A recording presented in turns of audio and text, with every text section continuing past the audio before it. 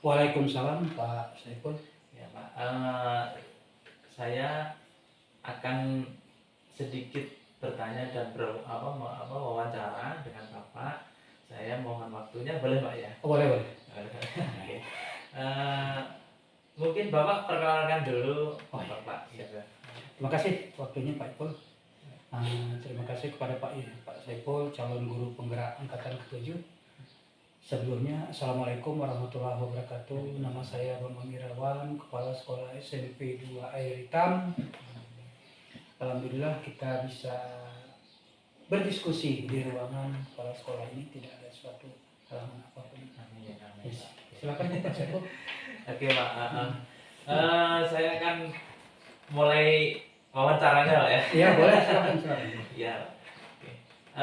Selama ini bagaimana Bapak dalam mengidentifikasi kasus-kasus yang merupakan dilema etika atau bujukan moral?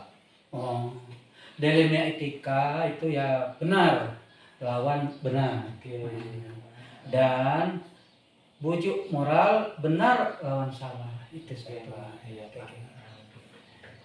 Terus kemudian selama ini bagaimana Bapak menjalankan pengambilan keputusan di sekolah Bapak, terutama untuk kasus-kasus di mana ada dua kepentingan yang sama-sama benar atau sama-sama mengandung nilai kebajikan.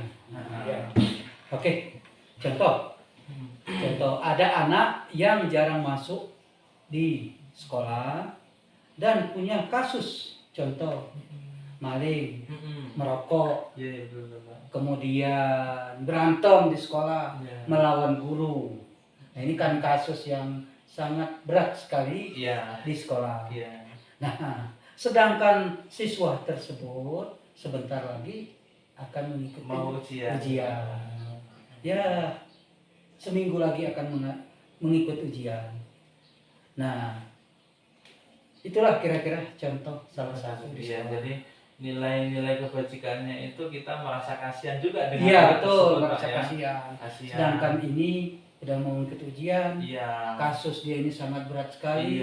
Kemudian aturan di sekolah memang tidak boleh lagi ikut karena pelanggaran ini sudah berat sekali. Gitu Pak Ipul. Tapi terkait itu ya kita harus menyampaikan. Kita ada kebijakan, kasihan dengan anak tersebut kalau tidak bisa mengikuti ujian. Nah, semua ini akan diambil keputusan dan dimusyawarahkan dengan Bapak Giri. Jadi alangkah kasihannya anak tersebut tidak mengikuti ujian. Begitu contohnya gitu Pak Ipul ya. Langkah-langkah prosedurnya seperti apa Pak? Langkah-langkahnya pertama berdiskusi dengan wali muridnya, wali kelasnya, kemudian kepada dewan guru. Termasuk dengan orang tua murid tersebut. Itu yang utama. Kita panggil, kita diskusikan supaya anak tersebut bisa mengikuti.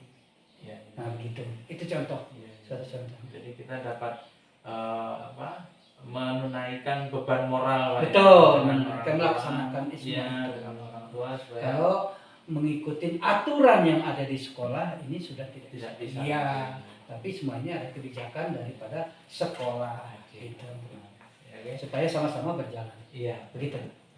Kemudian hal apa saja yang selama ini Bapak anggap efektif dalam pengambilan keputusan kasus dilema ini?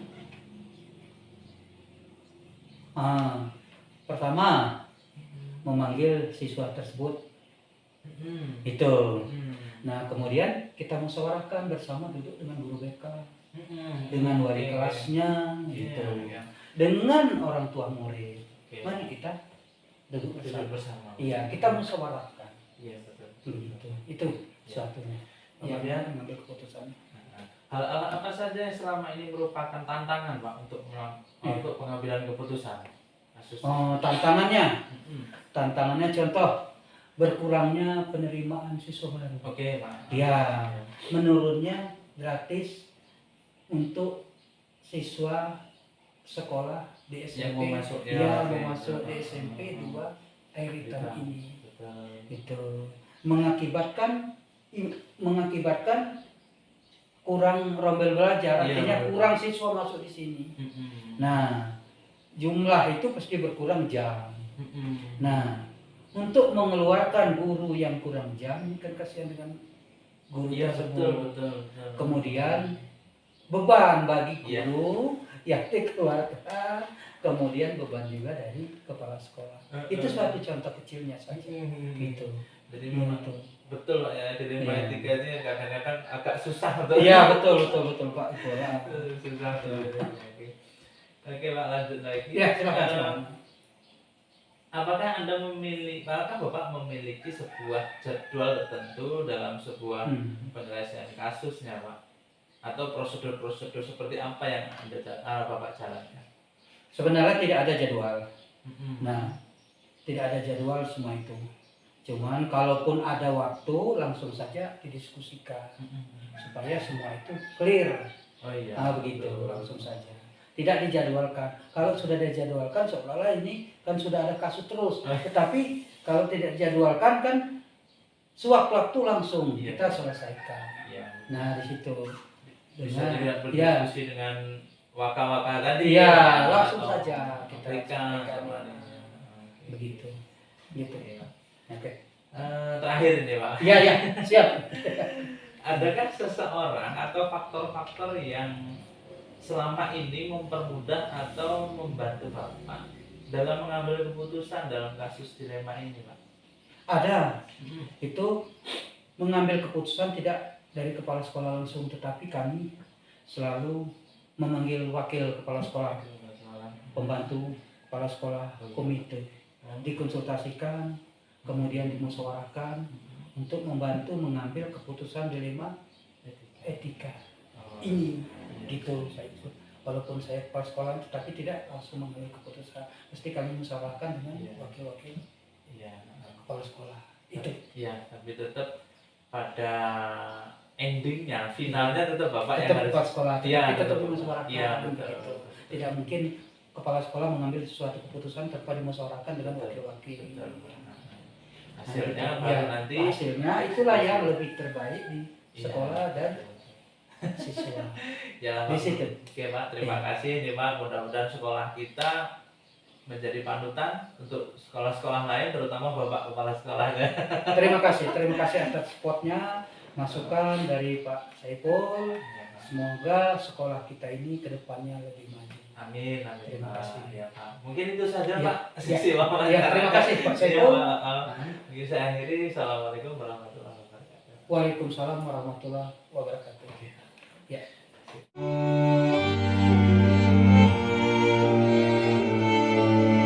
Assalamualaikum Pak Karman. Waalaikumsalam warahmatullahi wabarakatuh. Terima kasih, dalam kesempatan ini saya sudah diberikan waktu untuk kita wawancara atau berdiskusi tentang pengambilan keputusan. Saya sangat berterima kasih kepada Bapak Karman sudah memberikan kesempatan kepada saya. Ada beberapa pertanyaan yang akan saya ajukan untuk Pak Karman. Sebelumnya Pak Karman boleh perkenalkan dulu dari SMP atau kepala sekolah dari mana Pak? Baik, terima kasih Pak Saiful atas kehadiran dan kesempatan untuk wawancara ini. Ya, mudah-mudahan mendukung apa yang sedang menjadi program yang sedang Pak Saiful jalankan. Saya Sukarman, Kepala SMP Negeri 1 Waitenung, Kabupaten Lampung Barat, yang saat ini ya mungkin sekolah kami merupakan satu-satunya sekolah rujukan yang ada di Lampung Barat. Sudah berapa tahun Bapak jadi kepala sekolah Pak? Menjadi kepala sekolah secara keseluruhan sudah 17 tahun. Tapi di SMP Negeri 1 Waitenung ini masuk tahun ke-8 sejak tahun 2015 awal. Sudah betul-betul sangat berpengalaman. Baik Pak, kita langsung bisa mulai Pak. Pertanyaan pertama Pak, selama ini bagaimana Bapak dapat mengidentifikasi kasus-kasus yang merupakan dilema etika atau rujukan moral? Kasus dilema etika itu pemahamannya mungkin kasus yang mempunyai nilai kebenaran melawan atau versus nilai kebenaran. Sementara rujukan moral itu kasus yang mengandung nilai kebenaran melawan kasus yang mengandung nilai kesalahan atau kebenaran versus kesalahan. Oh iya Pak, siap. Kemudian yang kedua Pak, selama ini bagaimana Bapak menjalankan pengambilan keputusan di sekolah Bapak, terutama untuk kasus-kasus di mana ada dua kepentingan yang sama-sama benar atau sama-sama mengandung nilai kebajikan? Ya, memang tidak mudah mengambil keputusan untuk hal yang seperti itu yang menyangkut dilema etika, karena dua-duanya mengandung nilai kebenaran. Ya, keputusan apapun yang terbaik adalah melalui hasil diskusi dan musyawarah. Itu yang pertama. Jadi pada saat sebuah kasus dimusyawarahkan dan didiskusikan, pasti akan menghasilkan keputusan yang baik. Bukan yang terbaik Pak ya. Yang terbaik, yang baik. Karena kalau yang terbaik itu ya tidak mungkin. Ya bisa dipakai di situ. Ya. Iya, karena setiap kondisi sekolah pasti berbeda. Okay. Iya. Kemudian langkah-langkah atau prosedur seperti apa yang bisa Bapak lakukan selama ini untuk kasus-kasus dilema etika? Untuk kasus dilema etika, yang utama tadi sudah saya sampaikan, tentu kita akan memahami dulu kasusnya terjadi oleh siapa. Kalau itu terjadinya kepada siswa, prosedur pertamanya mungkin kita akan memanggil siswa yang bersangkutan, kemudian menceritakan apa yang menjadi permasalahan, kemudian ya kita diskusikan dengan tim yang ada di sekolah, penyelesaian yang seperti apa, keputusan seperti apa yang paling baik untuk diambil dalam kasus itu. Misal, contohnya kasus misalnya ada anak pintar, baik, tetapi sering tidak sekolah karena dia harus membantu orang tuanya. Nah, dalam hal ini misalnya kehidupannya memang sangat kurang beruntung, karena bisa dikatakan kekurangan, dan orang tuanya juga tidak begitu sehat, fit untuk mencari nafkah, sehingga anak ini diminta orang tuanya untuk membantu kehidupannya. Bahkan bujukan dari orang tua, anak harus berhenti sekolah. Nah, seperti itu kan dilema. Iya, betul. Oleh karena itu sekolah berupaya untuk memahami apa yang terjadi sebenarnya dan solusi apa yang terbaik. Baik, terima kasih. Menarik sekali. Kemudian yang selanjutnya, Pak, hal-hal apa saja yang selama ini Bapak anggap efektif dalam pengambilan keputusan pada kasus-kasus dilema etika? Semua kasus akan mendapatkan penyelesaian efektif apabila yang pertama, kasus ini bisa benar-benar dipahami baik oleh si pembuat kasus atau si pihak yang berkasus maupun pihak yang akan menyelesaikan, dalam hal ini dewan guru dan tim yang ada di sekolah, sama-sama memahami. Kemudian yang kedua, saling berkomunikasi, saling terbuka, karena semua kasus itu bisa diselesaikan dengan benar apabila kasus itu sama-sama dipahami dan dijelaskan secara jujur dan terbuka. Iya. Kemudian hal-hal apa saja yang selama ini merupakan tantangan dalam pengambilan keputusan pada kasus-kasus dilema etika? Tantangan dalam penyelesaian kasus dilema etika itu yang pertama, apabila tidak saling terbuka dan tidak adanya kejujuran, kemudian ya tidak ditemukannya solusi yang terbaik. Itu kan misal contoh kasus tadi, pada saat anak tidak sekolah itu karena faktor ekonomi orang tua dan dia harus membantu, maka apabila si anak dan orang tuanya tidak menjelaskan dengan sesungguhnya kepada pihak sekolah, tentu sekolah tidak bisa mencarikan solusi. Bisa-bisa anak bisa putus sekolah. Tetapi apabila orang tua dan anak mau menjelaskan atau melalui hasil survei guru atau home visit guru ke kediaman anak, tentu akan ditemukan, akan dipahami apa sebenarnya yang terjadi. Nah, di situ tentu sekolah akan mengambil langkah-langkah Yang pertama tentu bisa memberikan bantuan kepada siswa yang bersangkutan dengan berbagai kesempatan program yang ada, mungkin melalui PIP, mungkin juga melalui penyaluran dana BOS